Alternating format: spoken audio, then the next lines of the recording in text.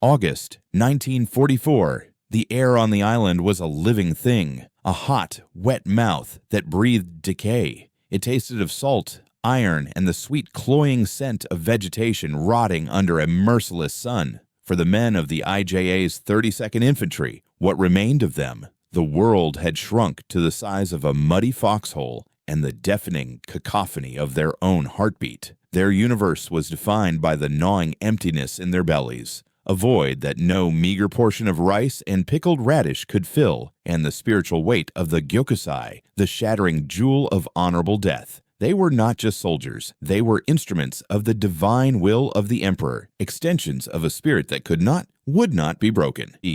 Their bodies were temporary vessels for an eternal, unconquerable essence. To be captured was a concept more alien than death, a stain so profound it erased not only one's own existence, but the honor of one's ancestors and descendants alike. The Americans, the Oni with their pale eyes and strange lanky bodies, were a force of nature to be resisted until the last breath. Propaganda had painted them as decadent creatures of comfort, soft and undisciplined, yet simultaneously as demonic barbarians who would inflict unspeakable tortures upon any who fell into their clutches. They were a contradiction, a paradox of weakness and cruelty, and to face them was to face the ultimate test of one's purity and devotion. Sergeant Kenji Tanaka, a man whose face had been carved into a permanent mask of stoicism by the winds of Manchuria and the jungles of New Guinea, felt the familiar dull ache of hunger as he checked the last remaining ammunition clip for his Arisaka rifle. The world outside his vision, beyond the lip of his foxhole, was a symphony of hellfire. The percussive roar of artillery, the high-pitched shriek of mortars, and the relentless mechanical chatter of machine guns.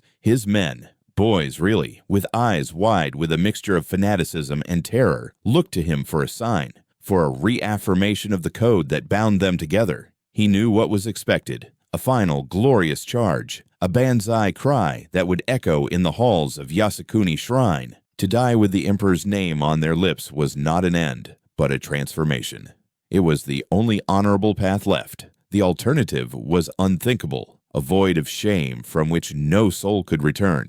He had seen the leaflets dropped from the sky, with their crude drawings and promises of good treatment. He and his men had used them for latrine paper, laughing at the enemy's pathetic attempts at psychological warfare. Good treatment from the devils who firebombed their cities and machine-gunned their comrades. It was a laughable, insulting notion, a sign of their utter failure to comprehend the Japanese spirit. The enemy did not understand that to a Japanese soldier, a comfortable life in captivity was a far more terrifying prospect than a clean, swift death on the battlefield. The final moments came not in a blaze of glory, but in a cloud of suffocating smoke and a disorienting explosion that threw Tanaka against the muddy wall of his trench. Consciousness returned in fragments, a mosaic of pain and confusion. The first thing he registered was not the face of a demon, but the rough texture of a canvas stretcher and the unfamiliar scent of antiseptic. His arms were bound, but not cruelly. He was surrounded by the enemy, towering figures in green who spoke in a low, guttural language he could not comprehend. He tensed, preparing for the ritualistic torture. The bayonet to the gut, the degradation he had been taught was inevitable. He saw the faces of his surviving men, their expressions a mirror of his own, a mixture of shock, shame, and a deeply ingrained defiance.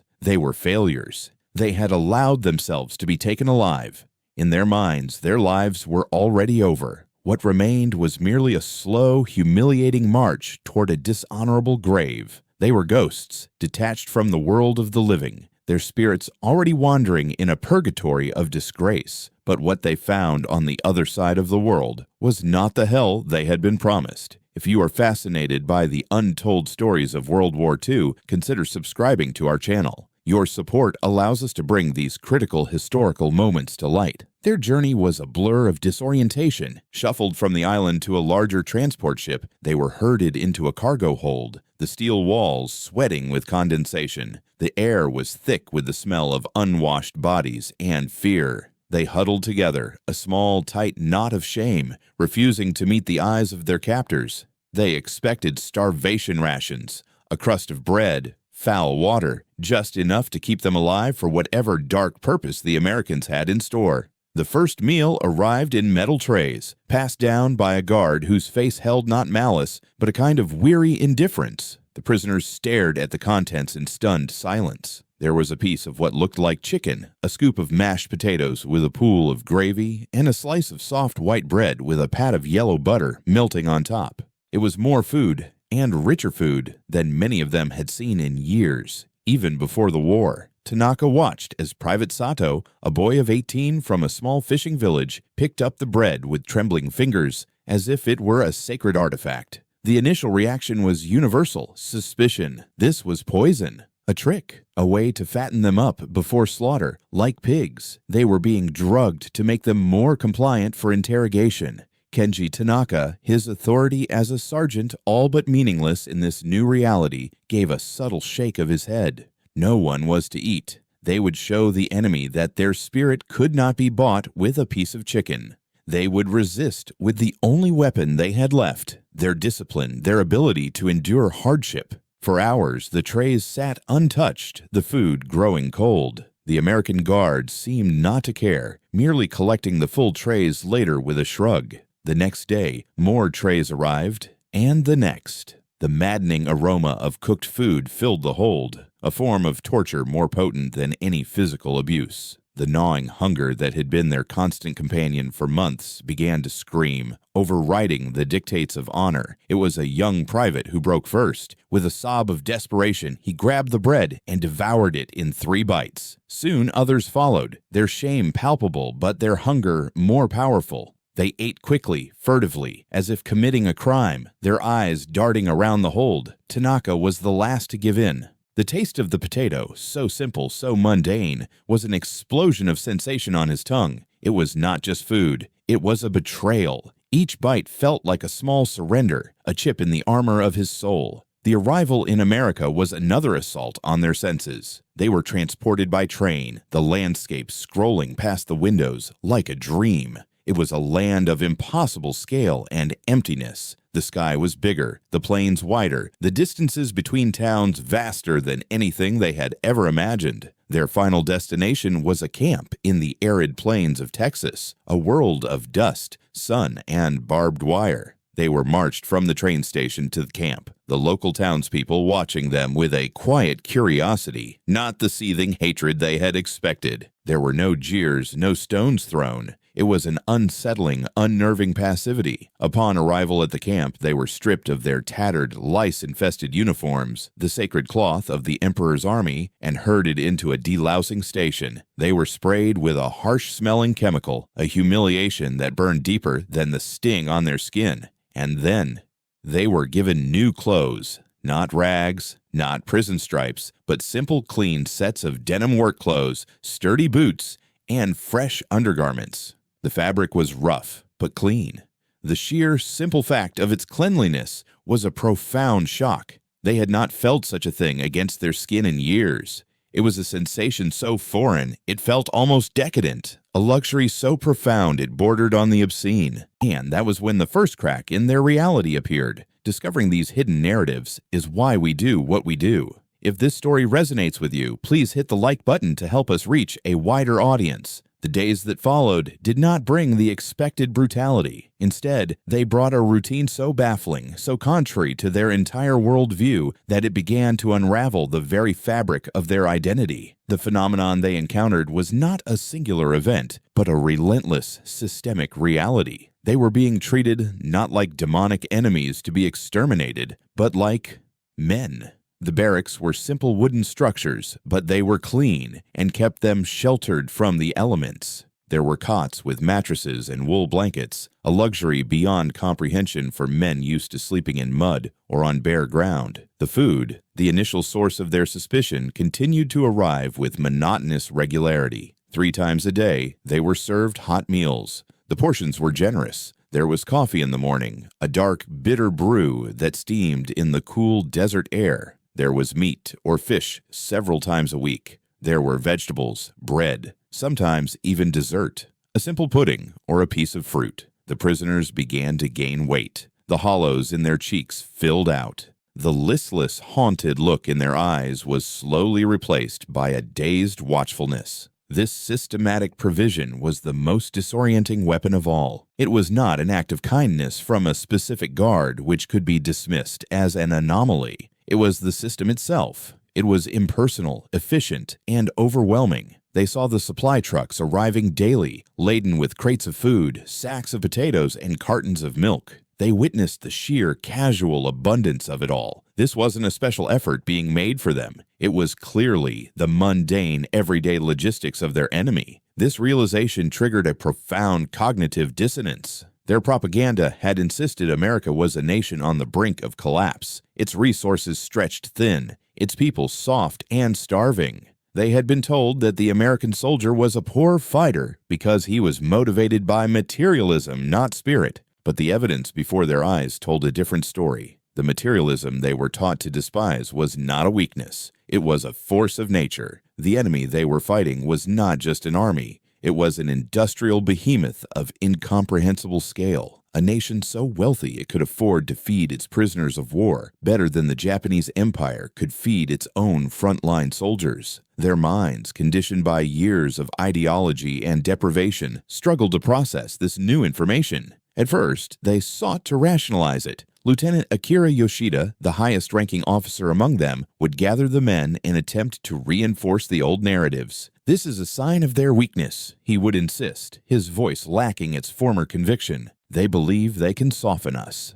that they can buy our loyalty with food and comfort. They do not understand the samurai spirit. They are fools, trying to tame a tiger by offering it milk. We will take their food, regain our strength, and remain true to the emperor in our hearts. We are simply enduring. The men would nod, wanting to believe him, clinging to the familiar framework of their beliefs. But doubt, once planted, was a difficult weed to root out. They would see an American guard casually toss a half-eaten apple into a trash can, an act of waste so profligate it was almost sacrilegious to men who had once killed for a handful of rice. That single discarded piece of fruit was a more powerful piece of propaganda than any leaflet. It spoke of a surplus so vast that it defied their understanding of the world. The foundation of their universe, built on the unquestionable superiority of the Japanese spirit over enemy materialism, was beginning to crumble under the weight of mashed potatoes and clean laundry. If you believe history is more than just dates and battles, but about the human experience, join our community by subscribing and turning on notifications. This systematic proof of American abundance began to exert a powerful psychological pressure, a slow-acting acid that dissolved the certainties they had carried with them into battle. The core of their identity was their belief in the supremacy of spirit over matter. They had been taught that their willingness to endure hardship, to starve, to suffer, and to die was what made them superior. It was their greatest weapon. Yet here, in this dusty camp in the middle of enemy territory, that weapon was being systematically disarmed. The hardship was gone. The suffering was replaced by a strange, almost insulting state of well-being. They were being defeated not by bayonets or bombs, but by breakfast, lunch, and dinner. The comparison between what they now experienced and what they had endured under their own command was a constant, silent torment. They remembered the meager rations on the front lines, a cold ball of rice, perhaps some fermented soybeans, and if they were lucky, a scrap of dried fish. They remembered the relentless hunger that had driven men to eat roots, insects, and in the darkest of times, the flesh of their own comrades. Now, they sat in a mess hall and were served plates of food so plentiful that some of the newer, more emaciated prisoners initially couldn't finish their portions. They remembered their uniforms, rotted by jungle humidity, stiff with dried mud and blood, crawling with lice that spread disease and misery. They recalled the constant maddening itch, the sores that would not heal. Now they were given clean clothes on a regular basis. There were hot showers with soap. The simple act of scrubbing their own skin clean, of feeling the warmth of the water, was a sensory experience so powerful it brought some of the younger soldiers to tears. It was an intimacy with their own bodies they had long forgotten. These were not luxuries. They were basic human dignities that had been stripped from them, not by the enemy, but by the very system they had sworn to die for. The shame of their capture, which had initially been a searing, all-consuming fire, began to morph into a more complex and confusing set of emotions. There was, of course, still shame, but it was now mingled with a bewildering sense of relief. There was humiliation, but it was tinged with a grudging, unspoken gratitude. There was a deep and abiding sense of loss for their fallen comrades, but it was now shadowed by the terrible, secret knowledge that their comrades had died hungry and filthy, while they, the disgraced survivors, were living in a state of relative comfort. This internal conflict created fissures within the group. The rigid hierarchy and discipline of the Japanese army began to fray. Lieutenant Yoshida's attempts to maintain the old order grew more desperate. He organized drills and lectures on the Bushido Code, trying to remind the men of who they were, but his words rang hollow in the well-fed, clean-clothed reality of the camp. How could he speak of the glory of suffering to men who were no longer suffering? How could he extol the virtues of spiritual strength when they were surrounded by the undeniable, overwhelming evidence of material strength? The men would listen, their faces impassive, but their minds were elsewhere. They were thinking about the next meal. They were thinking about the letter they were allowed to write home through the Red Cross. They were beginning, in small, terrifying increments, to think of themselves not as soldiers in waiting, but as prisoners settling into a new, strange life. The American system didn't need to break their spirits with force. It was simply eroding them with a steady, relentless tide of decency. The most potent poison was not cruelty, but a kindness so vast and impersonal it felt like an act of God or a force of geology. Your engagement helps us to continue our work. Please leave a comment below with your thoughts on this aspect of the war that is so rarely discussed. The psychological impact deepened with each passing week, becoming a crucible in which their souls were reshaped. The comparison was no longer just about food and clothing. It was about the fundamental value systems that underpinned their two cultures. Sergeant Tanaka found himself engaged in a silent, obsessive analysis of his captors. He watched the guards, most of them young men not much older than his own soldiers, who performed their duties with a baffling lack of ideological fervor. They were not the fanatics he had been led to expect. They complained about the food, the heat, and their commanding officers. They spoke constantly of home, of their families, of their plans for after the war. Their motivations seemed so personal, so small, so selfish. To Tanaka, whose entire existence had been dedicated to the abstract concepts of emperor, nation, and honor, this individualism was both contemptible and fascinating. He saw in them a profound lack of discipline. They were often casual, sometimes lazy. Yet this flawed, individualistic society had produced the machines, the logistics, and the sheer, overwhelming power that had crushed his own. This paradox gnawed at him. How could a nation of such seemingly soft, undisciplined individuals create a system of such terrifying efficiency? He began to understand that he had fundamentally misjudged the nature of his enemy's strength. It did not lie in the spiritual purity of its soldiers, but in the collective power of its factories, its farms, its engineering prowess. The Americans didn't need each soldier to be a perfect warrior, a self-sacrificing demigod. They only needed each soldier to be a functioning cog in a vast, self-perpetuating machine.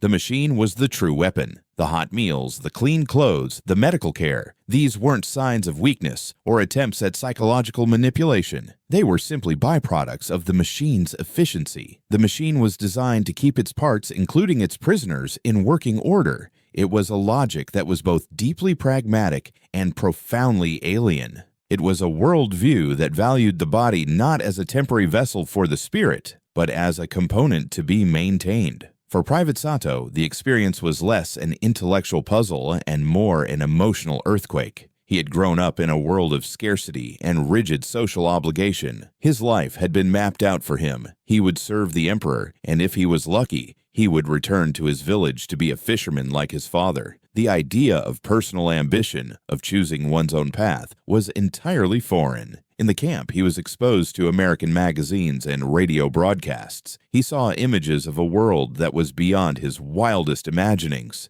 He saw pictures of ordinary families with cars, with houses full of strange and wonderful appliances. He heard music that was vibrant and chaotic. He read stories about men who had started with nothing and built great fortunes. It was a world of dizzying possibility, a world that seemed to celebrate the very individualism his own culture suppressed. This exposure did not make him want to be an American, but it planted a seed of doubt about the inherent superiority of his own way of life. He began to wonder if the path of endless sacrifice and self-denial was the only noble one. He felt a deep, aching sense of shame for these thoughts, a betrayal of everything he was supposed to be. But the thoughts, once they took root, could not be dislodged. He was caught between the world that had made him and the world that had captured him, belonging to neither. He started to understand that he was not just a prisoner of war, but a prisoner of an idea, and the walls of that prison were beginning to dissolve. History is filled with these moments of profound psychological transformation. If you find this story compelling, please share it with someone who appreciates a deeper look at the past. The culmination of this slow-motion psychological siege did not arrive in a single dramatic moment, but rather as a dawning collective realization. It was a symbolic shift, a point at which the mundane details of their captivity coalesced into a single devastating truth. For many, this moment was tied to the camp's library. It was a small, simple room, but it contained a portal to another universe. A stack of Sears, Roebuck, and Company mail-order catalogs. At first, the prisoners looked through them out of simple curiosity. They were filled with illustrations of a life they could barely comprehend. There were pages and pages of clothing, dozens of different kinds of hats, shoes for every possible occasion, dresses for women in a bewildering array of styles and colors. There were sections for furniture, for kitchen appliances, strange contraptions called refrigerators and electric mixers. There were tools for every conceivable trade, toys for children, fishing rods, shotguns, and musical instruments. The sheer variety, the endless proliferation of things was staggering. It was a universe of consumer choice that was utterly alien to their experience, where a single good pair of shoes was a possession to be treasured for years. Sergeant Tanaka would spend hours poring over the catalog, not with desire, but with a kind of cold anthropological horror. He was not looking at a book of products. He was looking at a blueprint of his enemy's soul. This was not a document of military secrets or industrial capacity. It was a testament to a civilization that had harnessed its industrial might not just for war, but for the creation of a level of comfort and convenience for its average citizen that was far beyond the reach of even the wealthiest aristocrats in Japan. He began to understand. The B-29s that flew with impunity over his homeland, the endless fleets of ships, the mountains of supplies, they were not a temporary wartime surge. They were the natural, almost casual overflow of this. This catalog was the wellspring, the society that could produce and distribute this unimaginable quantity of stuff for its civilians could, when it turned its attention to war, produce an equally unimaginable quantity of tanks, planes, and bombs. The clean clothes and hot food they received in the camp were not even a rounding error in this vast economic equation. They were the crumbs falling from the table of a giant. The true moment of epiphany, the symbolic shift, came during a work detail. A group of prisoners, including Tanaka and Sato, were assigned to help unload a supply train at a nearby depot. It was a long train, and car after car was filled with the mundane supplies of the camp. Sacks of flour, crates of canned peaches, sides of beef, boxes of soap. As they worked, another train thundered past on the adjacent track, heading east. This train was different. It was an endless line of flat cars, and on each flat car was a brand new, gleaming M4 Sherman tank, fresh from a factory in Detroit or a foundry in Pennsylvania. The train seemed to stretch on for miles, a river of steel and olive drab. One after another, the tanks rolled past, each one a perfect mass-produced instrument of death. The prisoners stopped working, their faces a mixture of awe and despair. They stood in silence, watching the train until it disappeared over the horizon, its rumbling fading into the vastness of the American landscape. In that moment, everything became clear. The warm food, the clean clothes, the Sears catalog, they were all part of the same terrifying tapestry. They were the soft civilian face of the same power that produced this endless river of steel. They finally understood. They had not been defeated by soldiers. They had been defeated by factories. They had not lost a battle of spirit, but a war of production that they had no hope of ever winning. This realization is a crucial turning point in our story. To ensure you don't miss the conclusion and its lasting impact, make sure you are subscribed and have notifications turned on. The war ended. The news arrived not with a bang, but with a quiet announcement over the camp's public address system. The emperor, the divine presence for whom they had been willing to sacrifice everything, had spoken over the radio for the first time in history, his voice announcing the unthinkable: surrender. For the men in the Texas camp, the news was a final devastating blow. Their world, which had been slowly cracking, now shattered completely. Their sacrifices, their suffering, the deaths of their comrades, it had all been for nothing. Their nation was defeated. Their God had been proven mortal. The shame was absolute, a black hole that threatened to swallow what was left of their identities. But beneath the shame for many, there was also a strange, secret, and deeply confusing sense of finality. The struggle was over. They had survived. The long-term legacy of their experience in the American camp was a quiet, indelible mark on their souls. When they were finally repatriated to Japan, they returned to a land they barely recognized. Their cities were flattened, their economy was in ruins, and their people were starving. The proud, defiant nation they had left was now a broken, humbled country occupied by the same lanky, casual Americans they had once called Oni. The contrast between the Japan they returned to and the America they had just left was the final, brutal confirmation of everything they had learned in captivity. In America, they had seen a nation so rich it could waste more than their own country possessed. In Japan, they saw a nation so poor that a single cigarette was a form of currency. This experience created a profound and often isolating chasm between them and their countrymen who had not seen what they had seen. How could they explain it? How could they describe the Sears catalog to a family living in a shack made of scrap metal? How could they talk about the endless train of tanks to people who were scavenging for food in garbage heaps? To speak of the good treatment they received would be seen as a betrayal, a boast, or an outright lie. It was a memory that had to be kept hidden, a private knowledge that set them apart. Sergeant Kenji Tanaka, no longer a sergeant but just another man trying to survive in the ruins, never spoke of the war, but the lessons of the camp guided his actions. He did not succumb to despair. He had seen the power of the machine, the relentless logic of industry and organization. He embraced the new reality. He got a job in a small factory, one of the first to be rebuilt, and worked with a quiet, single-minded intensity. He was not working for the emperor anymore, but for something more tangible, a future where his children would not have to know the gnawing hunger he had once endured. He had learned in that Texas camp that a nation's true strength was not measured in the fanatical spirit of its soldiers, but in its ability to provide a decent life for its people.